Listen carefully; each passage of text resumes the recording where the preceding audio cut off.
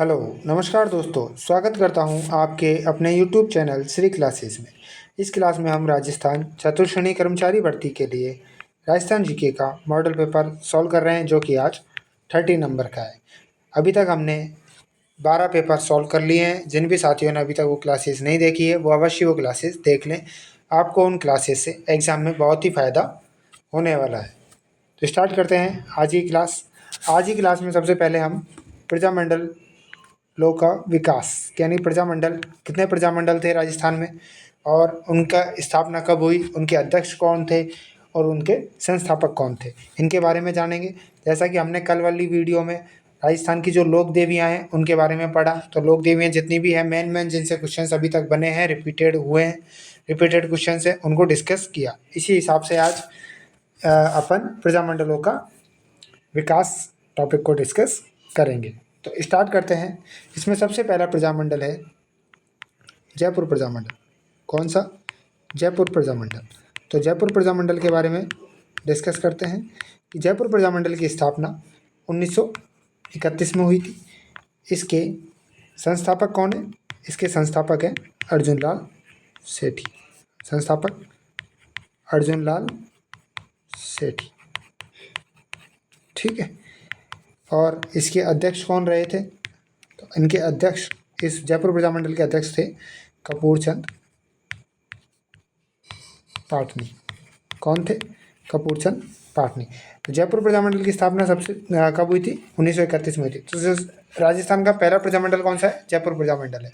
इसकी स्थापना 1931 में हुई थी। संस्थापक कौन है? अर्जुन लाल सेठी है। अध्यक्ष कौन है? कपूर चंद पाटनी है। याद हो गया? तो अपन है ना, ये टॉपिक हम कर रहे हैं, ये हम अपनी एग्ज़ाम होगी तब तक कंप्लीट कर, मतलब तब तक रेगुलर रखेंगे। डेली एक टॉपिक पहले डिस्कस किया करेंगे, उसके बाद में जो एमसीक्यू है जो उनको डिस्कस किया करेंगे, ठीक है। तो आज हमारे सेकंड टॉपिक है। ऐसे ही लगभग आज जैसे 10 तारीख हो गई, तो हम 18 तारीख तक में 8 टॉपिक और, यानी कि 10 टॉपिक हमारे कंप्लीट हो जाएंगे, जिससे आपके क्वेश्चंस एग्जाम में अधिकतर देखने को मिल जाएंगे, ठीक है। पहला जयपुर प्रजामंडल हो गया। दूसरा प्रजामंडल है मेवाड़ प्रजामंडल। मेवाड़ प्रजामंडल, ठीक है। इसकी स्थापना कब हुई थी? तो इसकी स्थापना हुई थी 1938 में, ठीक है।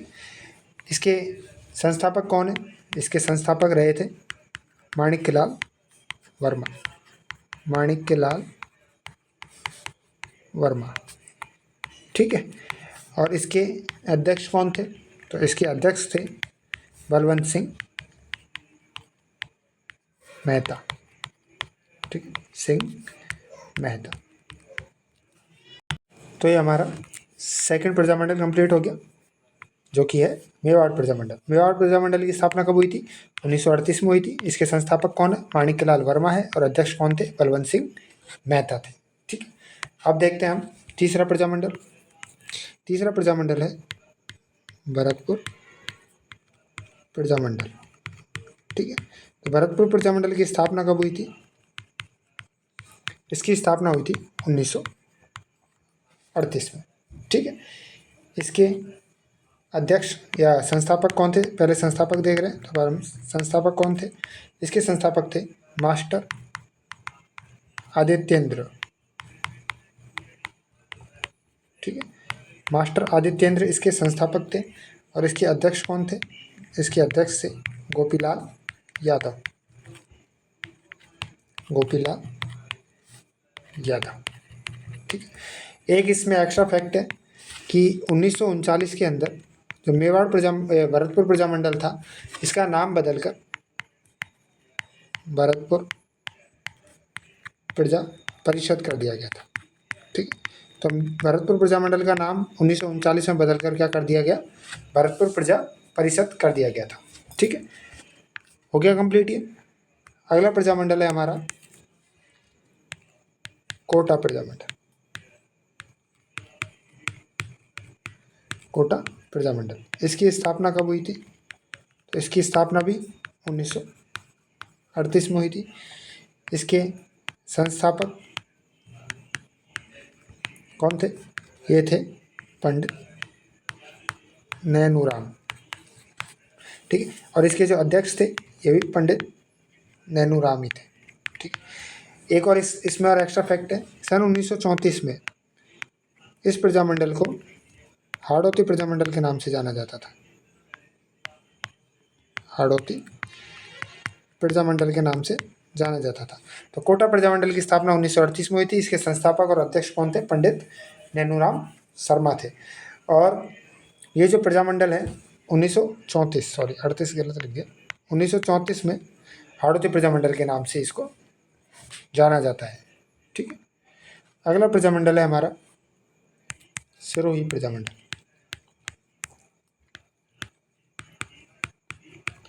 सिरोही प्रजामंडल की स्थापना 1939 में हुई थी। इसके संस्थापक और अध्यक्ष एक ही व्यक्ति रहे हैं, वो थे गोकुल भाई भट्ट। कौन थे? गोकुल भाई भट्ट थे। ठीक है। अगला प्रजामंडल है हमारा डूंगरपुर प्रजामंडल। ठीक है। डूंगरपुर प्रजामंडल है। डूंगरपुर प्रजामंडल का स्थापना 1944 में हुई थी और इसके संस्थापक एवं अध्यक्ष थे भोगीलाल पांड्या। कौन थे? भोगीलाल पांड्या। ठीक है। अगला प्रजामंडल जो है वो है बीकानेर प्रजामंडल। बीकानेर प्रजामंडल। ठीक है। इसकी स्थापना 1936 में और इसके संस्थापक और अध्यक्ष एक ही व्यक्ति थे। संस्थापक और अध्यक्ष एक ही व्यक्ति थे, वो थे मेधाराम वैद्य। कौन थे? मेधाराम वैद्य थे। ठीक है। अगला प्रजामंडल देखते हैं। अगला प्रजामंडल था हमारा बूंदी प्रजामंडल। बूंदी प्रजामंडल। इसकी स्थापना 1931 में हुई थी और इसके संस्थापक और अध्यक्ष एक ही व्यक्ति थे और वो थे कांतिलाल जी। कौन थे? कांतिलाल। ठीक है। अगला प्रजामंडल है अपना बांसवाड़ा प्रजामंडल। बांसवाड़ा प्रजामंडल की स्थापना 1943 में हुई थी और इसके संस्थापक और अध्यक्ष एक ही व्यक्ति थे, वो थे भूपेंद्र नाथ त्रिवेदी। ठीक। भूपेंद्र नाथ त्रिवेदी थे। अगला प्रजामंडल है आपका कुशलगढ़ प्रजामंडल। कुशलगढ़ प्रजामंडल। ठीक है। इसकी स्थापना 1942 में और इसके अध्यक्ष और संस्थापक थे सांवरलाल निगम। कौन थे? सांवरलाल निगम थे। अगला प्रजामंडल देख लेते हैं। अगला प्रजामंडल था आपका करौली प्रजामंडल। इसकी स्थापना 1939 में और इसके अध्यक्ष और संस्थापक थे त्रिलोक चंद माथुर। ठीक है। ये जितने भी प्रजामंडल हम कर रहे हैं इनको एक नोटबुक पे या एक पेज पे ज़रूर लिख लीजिएगा और इसको जितनी बार हो सके उतनी बार रिवाइज करिएगा। क्यों? क्योंकि है ना ये कन्फ्यूजिंग पॉइंट है। जैसे करौली का ये कि बहुत सारे नाम आ गए ना इसमें कि त्रिलोक चंद माथुर हो गया, भूपेंद्र नाथ त्रिवेदी हो गया, कांतिलाल जी हो गया, सांवरलाल हो गया, ठीक है, अर्जुन लाल सेठी हो गया, माणिक लाल वर्मा हो गया, तो बहुत सारे नाम आ गए। तो ये इसमें क्या होता है कन्फ्यूजन हो जाता है। इसलिए आप जितनी ज़्यादा इनको रिपीट करेंगे उतने अच्छे से आपको ये याद हो जाएंगे। और इसमें क्या ईयर यानी कि सन का भी बहुत ज़्यादा उपयोग किया गया है। ठीक है। मतलब हर प्रजामंडल के अलग अलग ईयर है तो याद करने में आपको क्या होती है दिक्कत होती है। इसलिए मैंने क्या स्पेशली एक टॉपिक लेके आया और हर प्रजामंडल को अलग अलग पेज पे लिख रहा हूँ। ठीक है। तो आप ये क्लास बहुत अच्छे से और ध्यान से अपना माइंड सेट करके बिल्कुल आसानी से याद हो जाएंगे टॉपिक जो है डिस्कस कर रहे हैं। ठीक है। अगला प्रजामंडल हमारा है शाहपुरा प्रजामंडल, ये बहुत इंपॉर्टेंट प्रजामंडल है जो कई बार एग्जाम में देखने को मिला है। इसकी स्थापना 1938 में और इसके संस्थापक और जो अध्यक्ष हैं वो थे रमेश चंद्र ओझा। कौन थे? रमेश चंद्र ओझा जी जो थे इसके अध्यक्ष और संस्थापक थे। अगला प्रजामंडल है धौलपुर। धौलपुर प्रजामंडल, ठीक। धौलपुर प्रजामंडल की स्थापना 1936 में हुई थी। इसके अध्यक्ष और संस्थापक थे कृष्णदत्त पालीवाल। कौन थे? कृष्णदत्त पालीवाल इसके अध्यक्ष और संस्थापक थे। अगला प्रजामंडल है हमारा जैसलमेर, ठीक। जैसलमेर प्रजामंडल की स्थापना 1945 में हुई थी। इसके अध्यक्ष और संस्थापक जो थे वो थे मीठालाल व्यास। कौन थे? मीठालाल व्यास थे, ठीक। और आज जैसलमेर प्रजामंडल के बारे में एक एक्स्ट्रा फैक्ट है कि ये जो 1939 में ये जैसलमेर राज्य परिषद के नाम से अस्तित्व में आ चुका था। जैसलमेर राज्य परिषद के नाम से अस्तित्व में आ चुका था। कब आ चुका था? 1939 के अंदर ही आ चुका था, ठीक। अगला प्रजामंडल कितने हो गए हमारे? 14 हो गए। अगला प्रजामंडल है झालावाड़ प्रजामंडल। झालावाड़ प्रजामंडल, ठीक। इसकी स्थापना 1946 में हुई थी और इसके अध्यक्ष और संस्थापक थे मांगीलाल। कौन थे? मांगीलाल करके इसके अध्यक्ष और संस्थापक थे। किसके? झालावाड़ प्रजामंडल। कब स्थापना हुई? 1946 में। अगला है प्रतापगढ़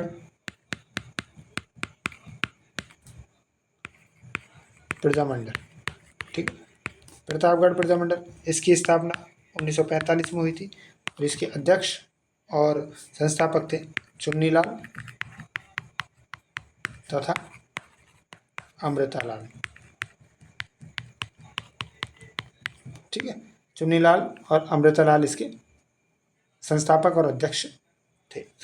अगला प्रजामंडल है हमारा मारवाड़ प्रजामंडल।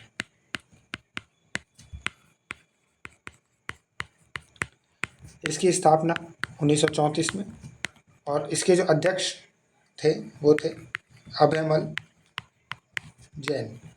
ये जो मारवाड़ प्रजामंडल है ये बहुत बार एग्जाम में पूछा हुआ है, ठीक। तो अपन अब पहले प्रजामंडल से एक बार मैं बता देता हूँ आपको। जयपुर प्रजामंडल हमने पढ़ लिया। नेक्स्ट हो गया है आपका मेवाड़ प्रजामंडल, भरतपुर प्रजामंडल, कोटा प्रजामंडल, सिरोही प्रजामंडल, डूंगरपुर प्रजामंडल, बीकानेर, बूंदी, बांसवाड़ा, कुशलगढ़ प्रजामंडल, करौली, शाहपुरा, धौलपुर, जैसलमेर, झालावाड़, प्रतापगढ़ और मारवाड़ प्रजामंडल। ये जितने भी प्रजामंडल हैं सारे आपके एग्ज़ाम को लेके बहुत इम्पोर्टेंट और महत्वपूर्ण है। इनमें से आपके एग्ज़ाम में क्वेश्चन देखने को मिलेंगे ही मिलेंगे। आजकल क्या हो गया है, एग्ज़ाम पैटर्न थोड़ा सा चेंज हो गया है। इसमें क्या होता है, अब पहले क्या होता था कि इतिहास से क्वेश्चन पूछे जाते थे तो राजा महाराजाओं से रिलेटेड क्वेश्चन पूछता था, ठीक है। अब क्या हो गया है कि ये जो आधुनिक राजस्थान या आधुनिक भारत जो बना है 1857 की क्रांति के बाद जो चेंजमेंट हुए हैं इनसे बहुत ज़्यादा क्वेश्चंस पूछे जाते हैं, ठीक है। तो इसलिए हमने क्या किया है कि इस बार जो आधुनिक भारत है या आधुनिक राजस्थान है उससे रिलेटेड क्वेश्चंस आज की क्लास में हमने लिए हैं, ठीक है। तो स्टार्ट करते हैं आज का जो MCQ क्लास है उसको। तो इसका पहला क्वेश्चन है मत्स्य संघ के मुख्यमंत्री कौन थे? तो मत्स्य संघ के मुख्यमंत्री थे शोभाराम कुमावत। मत्स्य संघ की स्थापना कब हुई थी? 18 मार्च 1948 को। ये पहला एकीकरण जब हुआ था उसका पहला पार्ट यही था, यानी कि पहला जो चरण था वो कौन था? मत्स्य संघ था। इसकी स्थापना 18 मार्च 1948 को हुई थी। इसमें 4 जिले, वर्तमान में 4 जिले जो हैं A, B, C और D। A से अलवर, B से भरतपुर, C से करौली और D से धौलपुर। ठीक है, ये 4 जो ज़िले हैं वर्तमान के, वो मत्स्य संघ के अंदर शामिल हुए थे, और उस टाइम इसके मुख्यमंत्री कौन थे? शोभाराम कुमावत थे। ठीक है, या प्रधानमंत्री बोल सकते हो या मुख्यमंत्री बोल सकते हो। उस टाइम में महाराजा कौन थे? तो महाराजा थे उदयभान। ठीक है, ये कहाँ के थे? धौलपुर के थे। ठीक, धौलपुर के राजा उदयभान जो थे, ये राज प्रमुख यानी कि महाराजा थे। ठीक है, इसकी उद्घाटन, मत्स्य संघ का उद्घाटन किसने किया था? तो ये किया था एनवी, एक मिनट, एनवी गौड़गिल ने। किसने किया था? गौड़गिल ने। तो इस क्वेश्चन में हमने मत्स्य संघ के बारे में जितना एक्स्ट्रा फैक्ट बन सकते हैं वो डिस्कस कर लिए। बढ़िया, अगले प्रश्न क्या? अगला प्रश्न है, स्वतंत्रता प्राप्ति के समय राजस्थान में कितनी देशी रियासतें थी? तो देशी रियासतों की संख्या थी 19। 3 ठिकाने थे और 1 केंद्रीय क्षेत्र था। वो कौन सा था? अजमेर। और जो 3 ठिकाने थे वो थे लावा, कुशलगढ़ और नीमराणा। ठीक है, तो 3 ठिकाने लावा, कुशलगढ़ और नीमराणा थे। 1 केंद्रीय क्षेत्र था, वो था अजमेर। ठीक है, और 19 देशी रियासतें थी। बड़े, अगले प्रश्न की। अगला प्रश्न है, राजस्थान का पहला किसान आंदोलन कौन सा था? तो राजस्थान का पहला किसान आंदोलन था बिजोलिया किसान आंदोलन। ये कब स्टार्ट हुआ? 1897 से 1941 तक, लगभग 44 साल चलने वाला आंदोलन था, और ये सबसे बड़ा किसान आंदोलन था। ठीक है, ये क्वेश्चन अभी थोड़े दिन पहले पटवारी के एग्जाम में पूछा गया था आपके। 1857 में मतलब बिजोलिया किसान आंदोलन सबसे लंबा किसान आंदोलन था चलने वाला, और 1897 से स्टार्ट हुआ था। ठीक है, अगला प्रश्न है, दुधवा खारा किसान आंदोलन किसके नेतृत्व में हुआ था? तो दुधवा खारा किसान आंदोलन हुआ था बीकानेर के अंदर। तो बीकानेर के जो शासक, मतलब जो इसके नेतृत्व करता थे, वो थे उस टाइम पे चौधरी हनुमान सिंह। कौन थे? चौधरी हनुमान सिंह के नेतृत्व में दुधवा खारा किसान आंदोलन हुआ था। कहाँ हुआ था? बीकानेर के अंदर हुआ था। ये जगह का ध्यान जरूर रखिएगा, और किसके नेतृत्व में हुआ ये जरूर ध्यान रखिएगा। अगला प्रश्न है, किस स्वतंत्रता सेनानी को जेल में जिंदा जला दिया गया? तो जिंदा जलाया गया था सागरमल गोपा जी को। सागरमल गोपा जी का संबंध जैसलमेर से है। ठीक है, इन्होंने एक जेल में एक बुक लिखी थी, वो थी जैसलमेर में गुंडा राज। कौन सी लिखी थी? जैसलमेर में गुंडा राज। ठीक है, तो जेल में किस स्वतंत्रता सेनानी को जलाया गया था? सागरमल गोपा को जलाया गया था। अगला प्रश्न है, 1857 क्रांति में कोटा विद्रोह का नेता कौन था? तो कोटा विद्रोह का नेता कौन था? मेहराब खान। 1857 क्रांति के समय कोटा विद्रोह का नेता था मेहराब खान। ठीक है, 1857 क्रांति के समय राजस्थान में agent to the governor general के पद पर कौन कार्यरत थे? तो वो थे Patrick Lawrence. George Patrick Lawrence Rajasthan के agent to the governor general थे 1857 क्रांति के समय। एक थंबिया महल किस स्थान पर स्थित है? एक थंबिया महल है डूंगरपुर के अंदर। ठीक है, कहाँ पे स्थित है? डूंगरपुर के अंदर एक थंबिया महल स्थित है। ये क्वेश्चंस बहुत बार एग्जाम में पूछे गए, इसलिए मैंने ये क्वेश्चंस आपकी इस वाली क्लास में लिए हैं। अगला क्वेश्चन है, राज्य का वह कौन सा किला है जिस पर अंग्रेजों ने 5 बार आक्रमण किया? तो ये था भरतपुर का लोहागढ़ दुर्ग। ठीक है, इस पर अंग्रेजों ने 5 बार आक्रमण किया, लेकिन एक बार भी विजित नहीं कर पाए, यानी कि जीत नहीं पाए। ठीक है, तो ऐसा कौन सा दुर्ग है राजस्थान का जिसको अंग्रेजों ने 5 बार आक्रमण करने के बाद में भी नहीं जीता? तो वो था भरतपुर का लोहागढ़ दुर्ग। ठीक है, सरिस्का में स्थित कांकवाड़ी का किला किस घटना के लिए प्रसिद्ध है? तो जो सरिस्का में कांकवाड़ी किला है वो दारा सिकों के कैद रखने के लिए प्रसिद्ध है। ठीक है, तो जो औरंगजेब और दारा सिकों के बीच में जो लड़ाई हुई थी अपने उसके शासक को लेके, यानी कि शासन कौन करेगा उसको लेके, दारा सिकों और औरंगजेब के बीच में जब युद्ध हुआ ठीक है। तो औरंगजेब ने दारा सिकों को कैद करके काकनवाड़ी किले के अंदर रखा गया था। तो जो काकनवाड़ी का किला है इस घटना के लिए प्रसिद्ध हुआ था। ठीक है। किस दुर्ग का प्रवेश द्वार नौलखा दरवाजा के नाम से जाना जाता है?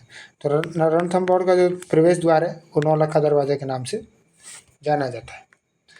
अगला प्रश्न है, राजस्थान में जहांगीर के महल कहाँ स्थित है? तो राजस्थान में जहांगीर के महल है पुष्कर के अंदर। पुष्कर कहाँ है? अजमेर के अंदर। ठीक है। तो यहाँ पे जहांगीर के महल स्थित है। पुष्कर में क्या है? एकमात्र ब्रह्मा जी का मंदिर स्थित है। ठीक है। और सावित्री मंदिर भी पुष्कर में ही, सावित्री मंदिर पुष्कर में ही स्थित है। ठीक है। कुवलय माला किसकी कृति है? तो जो कुवलय माला है वो है उद्यतन सूर्य की कृति है। ठीक है। उद्यतन सूर्य की कृति है कुवलय माला। राजस्थान साहित्य अकादमी की स्थापना कब हुई थी?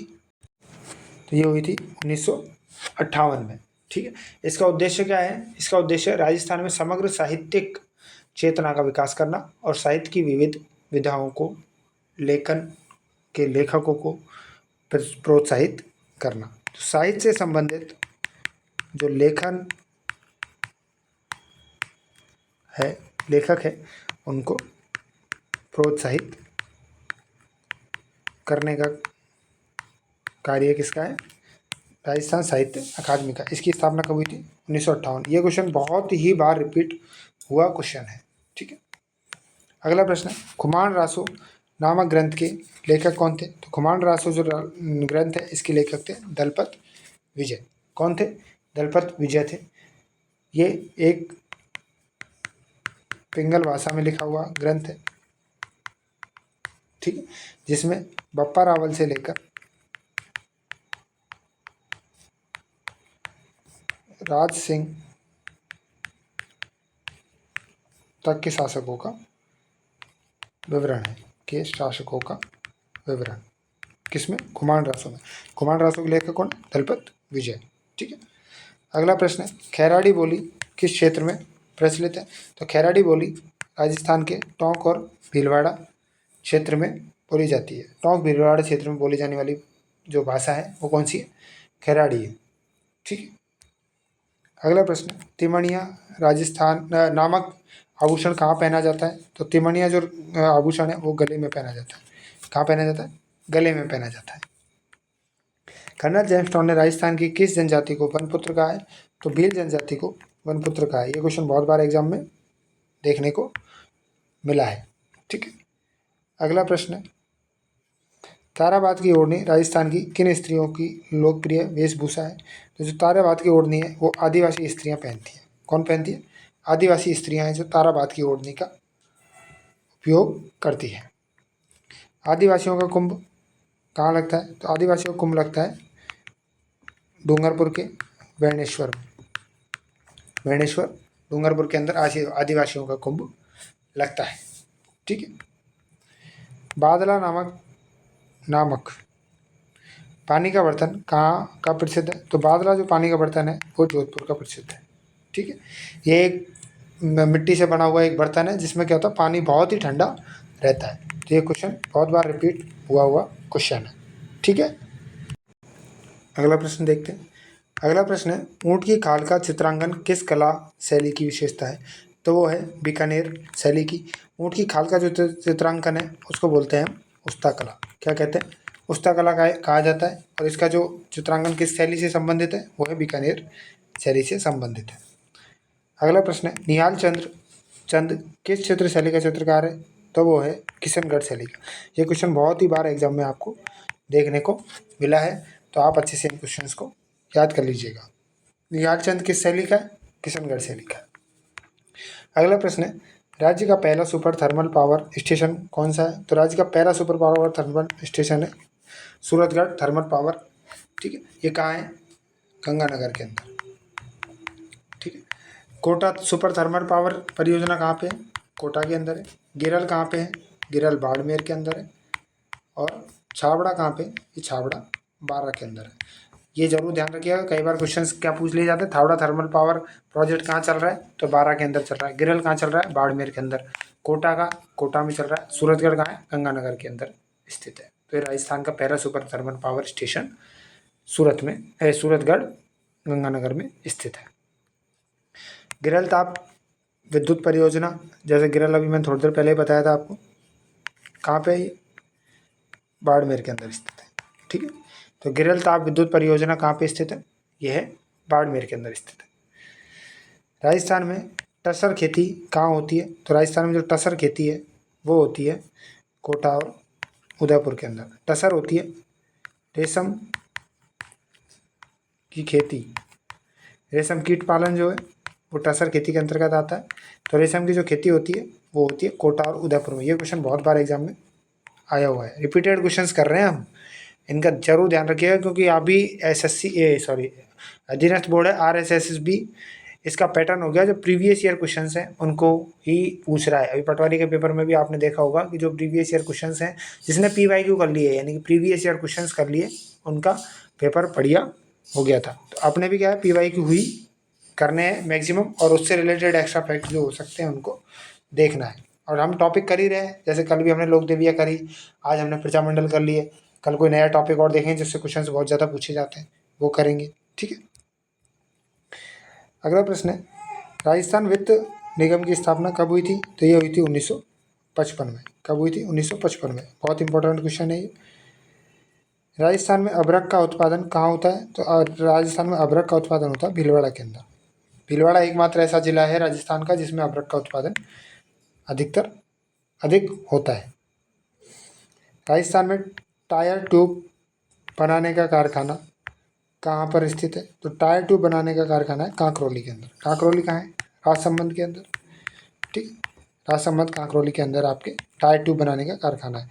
यहाँ हमने कल भैंसलाना पढ़ा था, भैंसलाना के अंदर क्या है, काला संगमरमर। ठीक है, पंचपदरा बाड़मेर के अंदर क्या है, एक हमने आपको ध्यान हो तो हमने एक झील पढ़ी थी पंचपदरा झील, उसमें जो नमक होता है वो मुरली नामक झाड़ी से निकाला जाता है। तो पंचपदरा क्या है, यहाँ पे एक झील है, खारे पानी की झील है। फलौदी जोधपुर, फलौदी में आपको ध्यान हो तो जो पाबू जी है उनका स्थान कहाँ है, फलौदी के अंदर ही है। ठीक है, कोलूमंड फलौदी के अंदर पाबू जी का स्थान है। ठीक है, तो आज की क्लास हमारी यहीं कंप्लीट हो जाती है।